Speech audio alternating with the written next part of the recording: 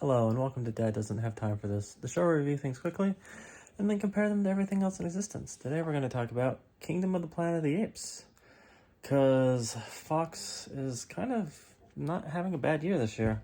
They got Planet of the Apes, they got an Alien movie. All in all, it's been a pretty good year for them. And you know what? I love Planet of the Apes. Even the bad movies, I kind of like them if I'm honest with myself. And that's okay. Sometimes, I like Sharknado too. There's just something about these movies. Now, granted, the caliber of them aren't all created equal, but this is on, I'd say, the better end of the spectrum. All four of the modern iterations of Planet of the Apes have been quite good. And I just really enjoy, I think it's Andy Serkis who plays the lead ape in all these movies. Even though this one has a time jump, which I actually thought made it more approachable. It builds off the previous movies, but it's not so tied to them that you have to actually watch them. So if you're looking for an entry point, this actually isn't a bad place to start.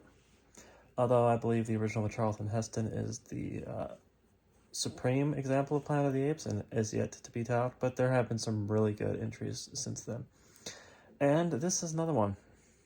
One thing I really liked about this release is if you have this shiny 4K physical release of the movie, it comes with a raw cut. And what is the raw cut? The raw cut is the movie without the special effects, which means instead of seeing CG apes, you're seeing dudes in suits with cameras strapped to their faces and dots all over the place.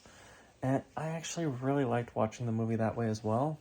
Hearing the director's commentary, as you can actually see the unedited, often without VFX shots version of the movie, and it's kind of like a picture-in-picture, so you can actually see both simultaneously. It really helps you appreciate how these movies are filmed, and how to explain this? It makes it feel more real, and it doesn't feel as silly as some of the excessive Marvel CGI fests that you get. You can see there's actually a lot of practicality to the sets. Yes, there's a lot of the backdrops and stuff are CG, but a lot of the scenery, the things people are interacting with are actually there. Fires are actually there. Stuff's moving around. The stuff that the apes interact with isn't all CG all the time. There's actually like real components of real sets with real props that are really interacting with.